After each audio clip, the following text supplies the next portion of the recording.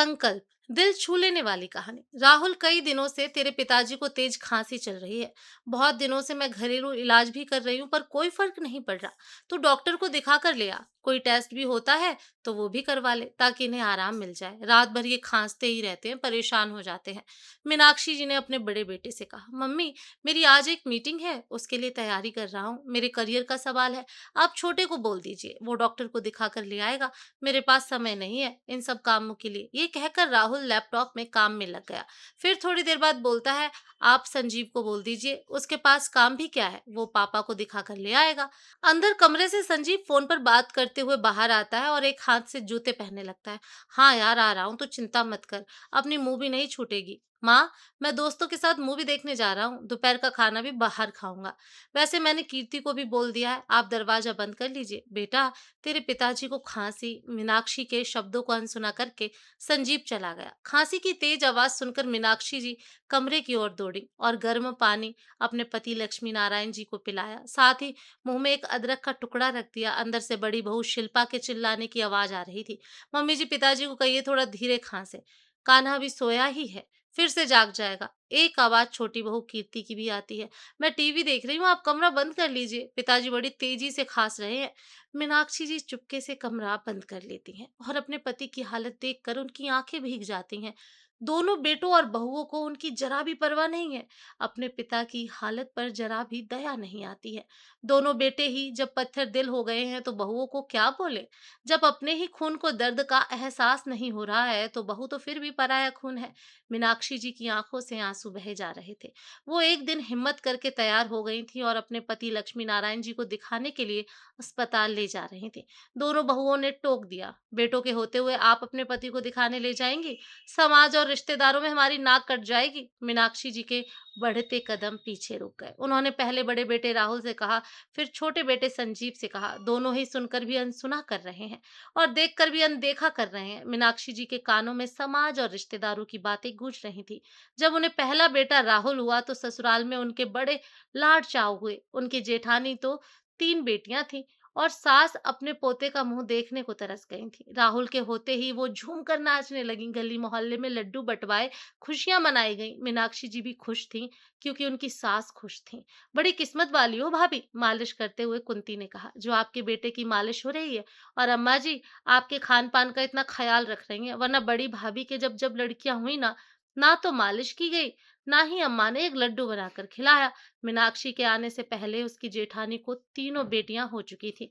राहुल का अम्मा खूब लाड लड़ाती थी। वो चाहे कितनी भी शैतानी क्यों न कर लेता था, उसे कभी डांट न पड़ने देती। सूखे मेवे और दूध उसे खिलाती पिलाती रहती थी। अम्मा की गोद में सिर्फ राहुल के लिए जगह थी, बाकी की पोतियां सिर्फ दूर से ही उन्हें देख सकती थी। एक भी पोती को अम्मा पास नहीं फटकने देती थी। मीनाक्षी की दूसरी संतान भी बेटा हुआ। अब तो अम्मा और भी ज्यादा मीनाक्षी से खुश रहने लगी। बड़ी किस्मत वाली है जो फिर से बेटा हुआ है। बुढ़ापे का सहारा आ गया है। बेटी होती तो चली जाती, अब तो बेटों के बड़े होने का इंतजार कर बहुएं आएंगी और मन से सेवा करेंगी। मीनाक्षी जी सब सुनती रहती और अपना काम करती रहती। जिस तरह का समय चल रहा था वो घबरा जाती थी, पर लक्ष्मी नारायण जी उन्हें हिम्मत देते थे। अब अम्मा बूढ़ी हो गई थी। दोनों भाई उनके पास ना फटकते थे, उनकी एक भी नहीं सुनते थे, अपनी ही पढ़ाई और दोस्तों में व्यस्त रहते थे। जेठानी की बेटियां अब बड़ी हो गई थी, तीनों की अच्छे घरों में शादी हो गई थी। वो मंदिर और घर के कामों में लगकर समय बिता रही थी। इधर राहुल और संजीव की भी उसी शहर में नौकरी लग गई थी। अम्मा एक दिन चल बसी। दोनों पोतों का ब्याह देखने का सपना बस सपना ही बनकर रह गया था।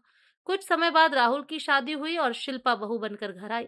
मीनाक्षी जी के जेठ जेठानी तीनों बेटियों की शादी कर चुके थे, तो वो दोनों कुछ सालों के लिए हरिद्वार जाकर आश्रम में रहने लगे, प्रभु भक्ति में मन लगाने लगे। तीनों बेटियां मीनाक्षी जी के पास ही रहने आती थीं, क्योंकि अब वो ही उनका मायका था। संजीव ने भी अपनी पसंद की लड़की कीर्ति से शादी कर ली थी। अब घर में लक्ष्मी नारायण जी, मीनाक्षी जी और दोनों बेटे बहुए भी थे। इतने बड़े घर में जहाँ इतने लोग रहते थे, अब कुछ ही लोग रह गए थे। जितने मन से मीनाक्षी जी बहुएं घर लाई थीं, वो उतनी ही जुबान की कड़वी निकली। दोनों बहुओं की आपस में एक न पटती थी। काम को लेकर तनातनी चलती रहती थी। दोनों एक दूसरे का एक भी काम ना करती थी। इसी वजह से घर में कलह रहता था। अपने अपने पति के कान भरती रहती। वो दोनों भाई भी एक दूसरे के खिलाफ जहर उगलने लगे थे। घर अभी भी लक्ष्मी नारायण जी की कमाई से चल रहा था। दोनों भाई घर में एक पैसा नहीं देते थे, पर अपनी मौज मस्ती और पार्टियों पर खूब खर्चा कर देते थे। अब लक्ष्मी नारायण जी भी अपनी नौकरी से रिटायर हो चुके थे। अब वो सारा दिन घर पर ही रहा करते थे। इससे बहुएं गुस्से में रहती थीं। पिताजी सारा दिन घर पर रहते हैं।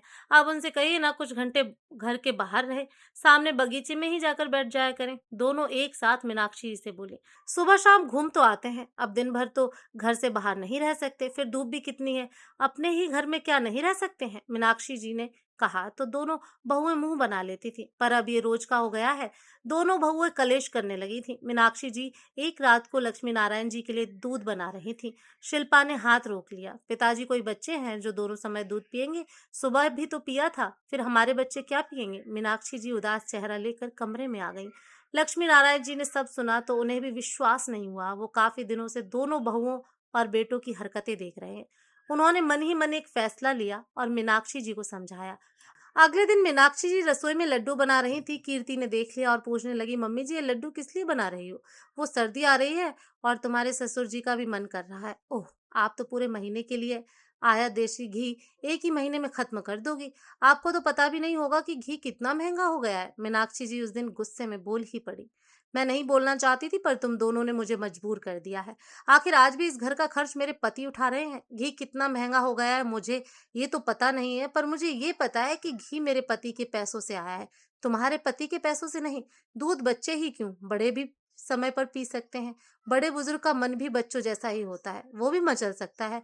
और दूध भी मेरे पति की कमाई से आता है, तो तुम मुझे मना नहीं कर सकती हो। और ये याद रखो बहू, तुम सब हमारी कमाई पर पल रहे हो, हम तुम पर निर्भर नहीं है। तुम चाहो तो ये घर छोड़कर जा सकते हो, हम दोनों तो एक दूसरे का सहारा बनकर रह लेंगे। अच्छा, हम ऐसे कैसे घर छोड़कर चले जाएं? आखिर इस घर पर, इस जायदाद पर हमारा भी हिस्सा है। कीर्ति बोली, हम इस घर में रह रहे हैं तो अब ये घर हमारा है। ऊपर शिल्पा भाभी रह लेंगी और नीचे हम रहेंगे।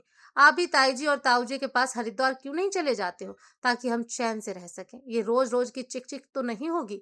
अब तो इस घर को और मोह माया छोड़कर चले जाओ। पिताजी दिन भर खांस कर हमें परेशान करते रहते हैं, एक पल को भी हम सुकून से नहीं रह पाते। हमारी जिंदगी की खुशियां ही छीन गई हैं।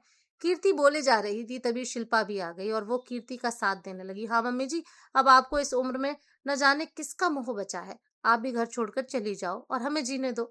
घर छोड़कर चली जाऊं? क्यों चली जाऊं? इस घर को मैंने और भाभी जी ने बनाया है। वो मेरे भरोसे घर छोड़कर गई हैं। आज भी उनकी बेटियां यहीं मायके में आती हैं। मैं तुम जैसी बहुओं के लिए अपनी बेटियों से उनका मायका नहीं छीन सकती हूँ। फिर जेठ जी और जेठानी जी कुछ सालों के लिए हरिद्वार गए हैं, वो कभी भी यहाँ आ सकते हैं। और ये घर अकेले तुम्हारा नहीं है, ये घर तो तुम्हारे ससुर जी का और उनके बड़े भाई साहब का है। इस पर तुम्हारा कोई हक नहीं है। तुम जब फर्ज निभा नहीं सकते हो, हक भी नहीं जता सकते हो। इतने में राहुल और संजीव भी आ गए थे। उन्हें देखकर मीनाक्षी जी कहती हैं, तुम्हारे पिताजी को डॉक्टर को दिखाने के लिए तुम दोनों के पास समय नहीं है, पर मूवी और दोस्तों के साथ पार्टी करने के लिए बहुत समय मिल जाता है। जायदाद पर तुम लोगों का कोई हक नहीं है। ये जायदाद मेरे पति की है और अभी वो जीवित है। तभी लक्ष्मी नारायण जी कमरे से बाहर आ जाते हैं। मीनाक्षी बिल्कुल ठीक कह रही है, इस जायदाद में तुम दोनों का कुछ हक नहीं है। ये जायदाद मेरी है और मैं तुम दोनों को नहीं देना चाहता हूँ। मैंने बचपन से लेकर जवानी तक तुम दोनों की परवरिश की, तुम्हारी हर एक इच्छा पूरी की। तुम दोनों जब बीमार होते थे तो मैं और तुम्हारी माँ रात रात भर जागते थे। जरा सी सर्दी खांसी हो जाती थी तो हम डॉक्टर के पास लेकर भागते थे। माँ बाप का ही सारा फर्ज होता है, बच्चों का तो कुछ फर्ज नहीं होता है। तुम जैसे नालायक बेटों को मैं ये जायदाद नहीं दूंगा। तुम इस घर और जायदाद के वारिस नहीं हो। हम दोनों के जाने के बाद ये बड़ा सा घर हमने एक वृद्ध आश्रम को दान देने का संकल्प किया है। तुम्हारी तीनों बहनों के पास भी कोई कमी नहीं है। तुम्हारे ताई जी और ताऊ जी ने भी इस पर हस्ताक्षर कर दिए हैं। तुम दोनों अपनी पत्नी और बच्चों को लेकर जा सकते हो। लक्ष्मी नारायण जी फिर कहते हैं, 7 दिन का समय देता हूँ, घर खाली कर दो। तुम दोनों कमाते हो, अपने परिवार का खर्चा चला सकते हो। मैं तो अभी तक उठा रहा हूँ, रिटायरमेंट के बाद मुझे अच्छी पेंशन मिलती है। हमें तुम दोनों की सेवा की कोई जरूरत नहीं है। हमें हमारी तीनों बेटियां आकर संभाल ही लेंगी और पैसा है तो नौकर चाकर रख ही लेंगे। राहुल और शिल्पा, संजीव और कीर्ति की बोलती बंद हो गई। वो कुछ ना बोल पाए, चारों पिताजी के पांव में गिर गए। हमें माफ कर दीजिए, पर लक्ष्मी नारायण जी का मन नहीं पिघला। तुम सब किराए के मकान में रहो और अपनी जायदाद खुद खड़ी करो, ताकि भविष्य में तुम जैसे नालायकों के बच्चे तुम्हें अपने घर से निकलने को नहीं कह सकें। 7 दिनों बाद सभी घर से चले गए। अब मीनाक्षी जी और लक्ष्मी नारायण जी आजाद थे। जो अपने ही घर में अपने बच्चों के कारण रोज दुख झेलते थे। बच्चे अधिकार की मांग करते हैं पर कर्तव्य नहीं निभाते। अपने ही माता-पिता की देखभाल नहीं करते हैं, जिन्होंने आपका जीवन बनाया, उन्हें ऐसे ही बेघर कर देते हैं, वृद्धाश्रम में छोड़ाते हैं। माता-पिता सारी उम्र आपके लिए करते हैं और बुढ़ापे में आकर उन्हें आपका साथ चाहिए। दोस्तों, आपकी इस कहानी के बारे में क्या राय है? हमें कमेंट करके बताएं और कहानी पसंद आने पर लाइक करें और शेयर करें। ऐसी ही अच्छी-अच्छी कहानियां सुनने के लिए चैनल को सब्सक्राइब करना ना भूलें। अगर आप ये कहानी फेसबुक पेज पर देख रहे हैं तो पेज को फॉलो जरूर करें।